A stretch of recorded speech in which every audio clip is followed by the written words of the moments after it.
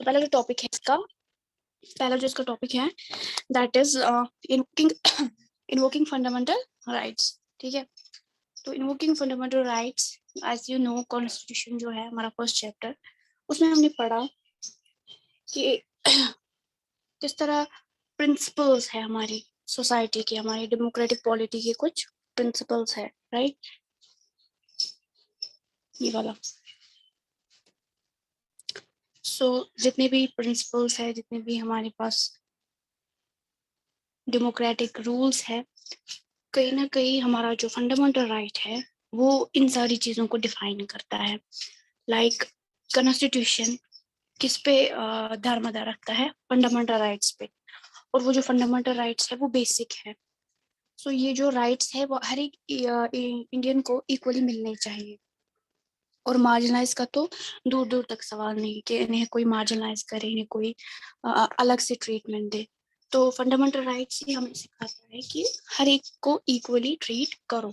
ठीक है, fundamental right जो है वो इनजस्टिस के खिलाफ आवाज उठाने वाली चीज है। सेकंड, ये गवर्नमेंट को भी एनफोर्स करता है कि ये लॉज को इम्प्लीमेंट किया जाए। ठीक है, आर्टिकल 17 है जैसे, उसमें हम बताते हैं कि अनटचेबिलिटी जो है, जो अछूतपंथी है, इस चीज को एबॉलिश किया जाए। इसका मतलब कोई भी दलित को रोक नहीं सकता है कि वो एजुकेशन हासिल ना करे, या कोई भी अनटचेबल्स को नहीं बोल सकता है कि आप बड़े टेम्पल्स में नहीं जा सकते, या पब्लिक फैसिलिटीज होती है जैसे पब्लिक पार्क है, रेस्टोरेंट है, हॉस्पिटल है, स्कूल है। ठीक है, तो जितना हक एक ब्राह्मण के बच्चों को है उतना ही हक दलित के बच्चों को भी है, बराबर का हक। ठीक है, ये जो आर्टिकल है ये हमें एक और चीज सिखाता है कि जो भी प्रैक्टिसेस इन अनटचेबिलिटी को बढ़ावा देते हैं उन्हें ज्यादा से ज्यादा रोकने की कोशिश करनी चाहिए, वो बिल्कुल बैन है। और डेमोक्रेटिक गवर्नमेंट में अनटचेबिलिटी को बिल्कुल भी टॉलरेट नहीं किया जाएगा।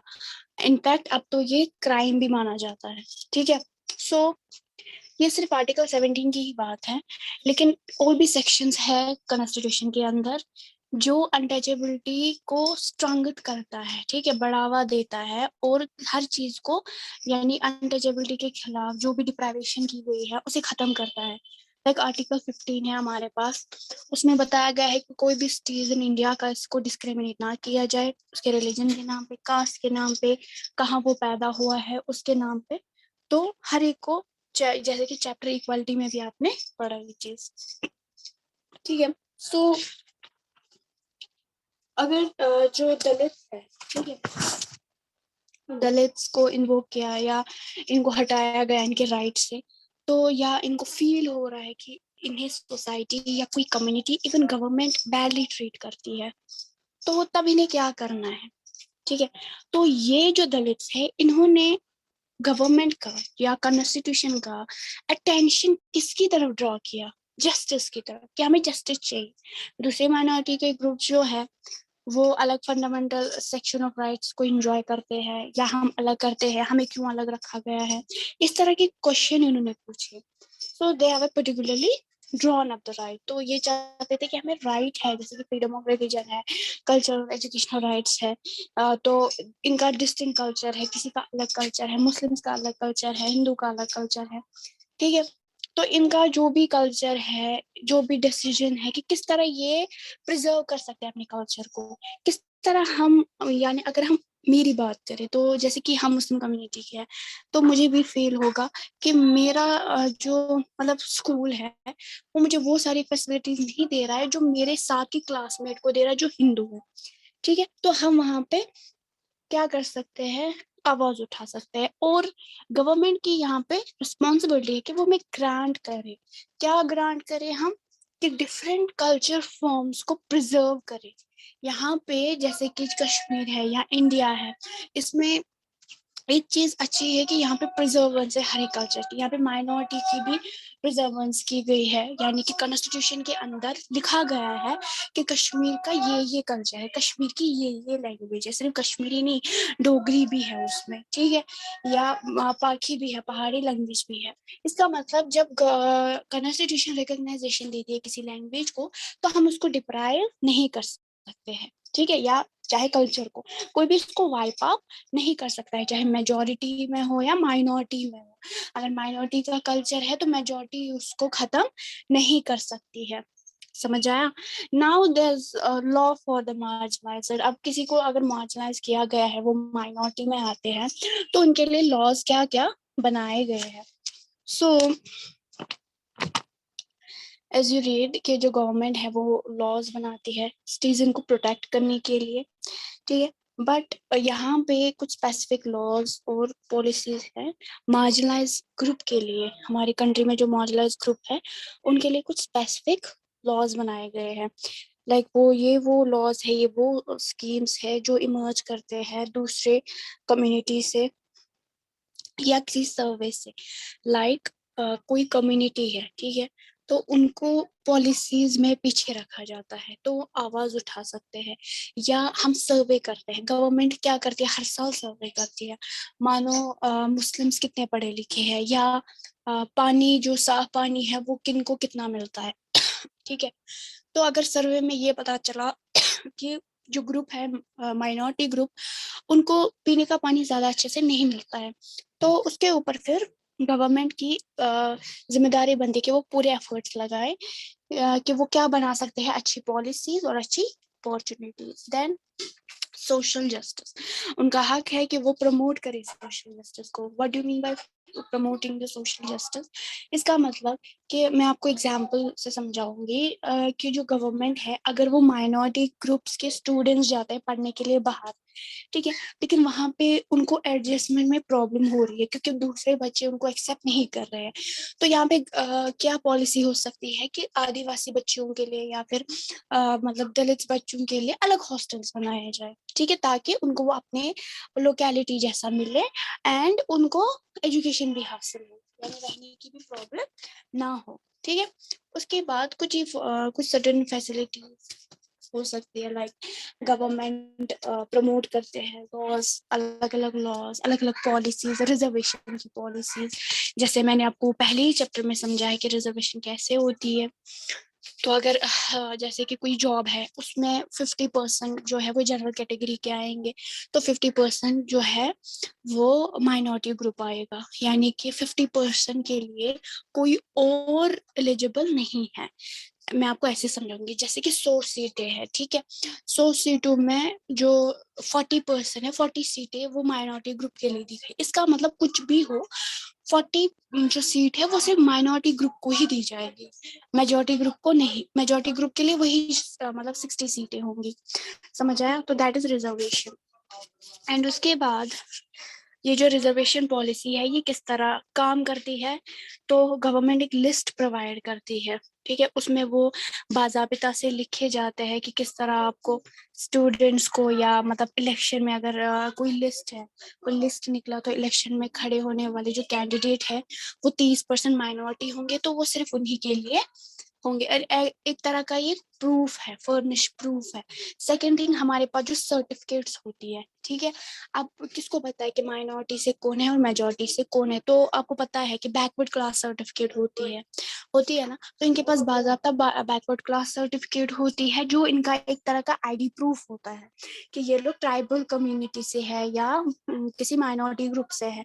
तो उसी हिसाब से फिर वो बेनिफिट रिजर्वेशन का उठा सकते हैं, चाहे आप कॉलेजेस में एडमिशन करें, चाहे प्रोफेशनल एजुकेशन जैसे कि नर्सिंग वगैरह की ट्रेनिंग, मेडिकल कॉलेज में दाखिला, ठीक है, तो उनका जो कट ऑफ होता है मार्क्स का, आपने सुना होगा कि एंट्रेंस में कट ऑफ होता है, तो जो जनरल कैटेगरी का होता है, जैसे कि हम आते हैं जनरल कैटेगरी में, अगर हमने एग्जाम दिया है तो हमारा कट ऑफ होगा जैसे 35, ठीक है, अगर हमने 35 से अबोव लाए हैं तो यहाँ पास है। लेकिन जो माइनॉरिटी है उनका जैसे कट ऑफ होगा 30, यानी अगर वो 30 लाते हैं तो वो फिर भी एडमिशन पा सकते हैं क्योंकि इनके पास फैसिलिटी ज्यादा नहीं होती है।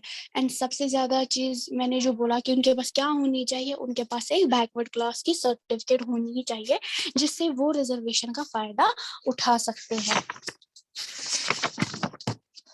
सो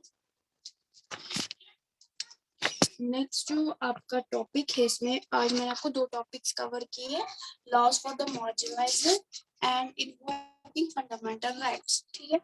नेक्स्ट टॉपिक आपका है protection the rights of Dalit and Adivasi. तो यहाँ पे जो साइड में है आप देखो पेज नंबर 96, ठीक है। तो यहाँ पे एक पोइम लिखी गई है, एक अनटचेबल पे एक पोइम है जो महार कास्ट को बिलोंग करती है, जिसे डॉक्टर B.R. अम्बेडकर है वहाँ, जहाँ तो उन्होंने उनकी कम्युनिटी के एक पॉइंट है, उन्होंने एक दलित के ऊपर एक पोएम लिखी है। A boy is unclean, they say, only the soul is untainted, but the impurity of the body is born within the body, by which ritual does the body become pure. ठीक है, not a creature has been born except in a bloody womb. This is the glory of God. Defilement exists within. The body is polluted from within. Be sure of it. The महारी चौखा। इसका मतलब कि यहाँ पे इन्होंने question किया है, किसके बारे में क्वेश्चन किया है? ह्यूमन बीइंग के बारे में, कि अगर कोई भी ह्यूमन बीइंग पैदा होता है, ह्यूमन जब पैदा होता है वो सेम मैनर में पैदा होता है, ठीक है, उसकी बॉडी में यानी दलित की बॉडी में कोई पार्ट कम नहीं होता है, ना ही कोई पार्ट ज्यादा होता है या प्योर होता है। किसी ब्राह्मण का प्योर ज्यादा पार्ट होता है तो किसी दलित का कम प्योर होता है, नो। तो जो शी का मतलब यहाँ पे मदर, यहाँ पे ये जो मदर है जब वो अपने बच्चे को वोम में रखती है तो उसको हर तरीके से, हर बुराई से बचाने की कोशिश करती है, ठीक है।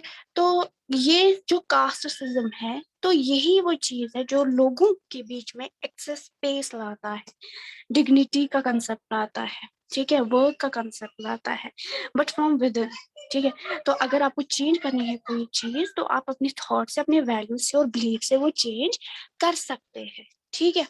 तो जो बॉडी है वो विद इन प्लूट नहीं होती, इन द सेंस कि बॉडी प्लूट विद इन का मतलब थॉट्स, आपके आपकी सोच वो प्लूट है, ना कि दलित की बॉडी, ठीक है, या वो गंदे कम्युनिटी से है। तो इस तरह का कंसेप्ट रखना बिल्कुल गलत है, समझ आया?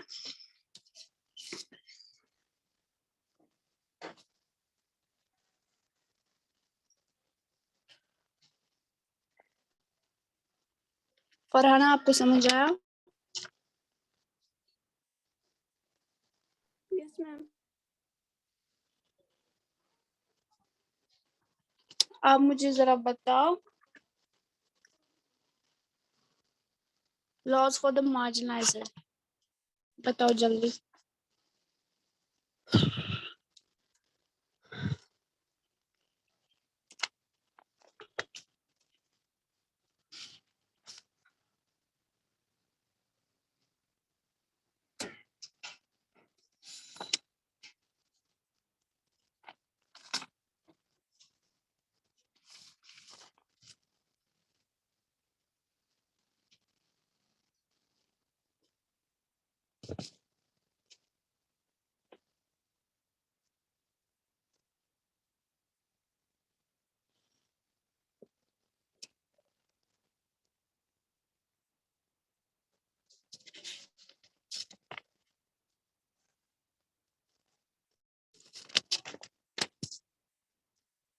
बताइए जल्दी, लॉज फॉर मार्जिनलाइज्ड।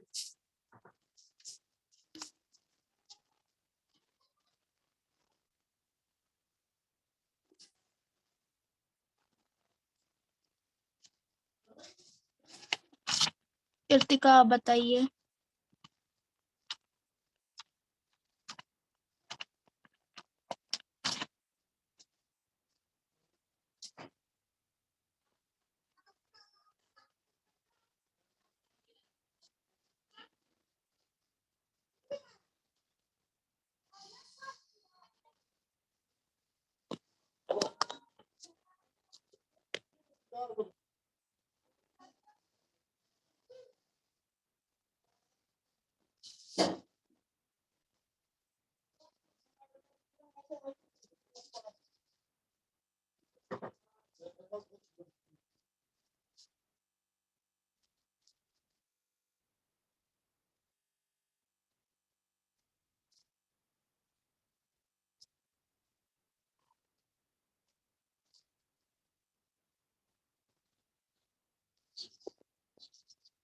इर्तिका।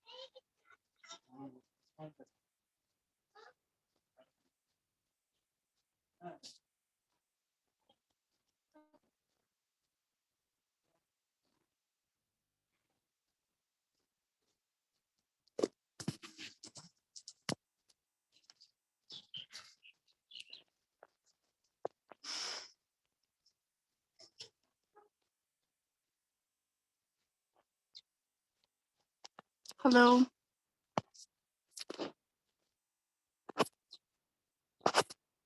आप जवाब क्यों नहीं दे रहे?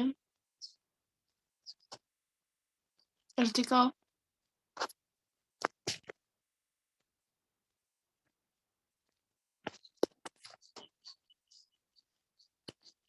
फरहाना,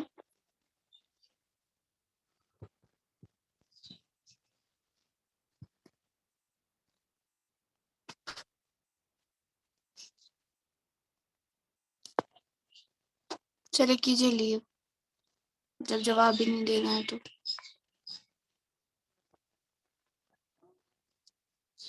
लीव कीजिए मीटिंग।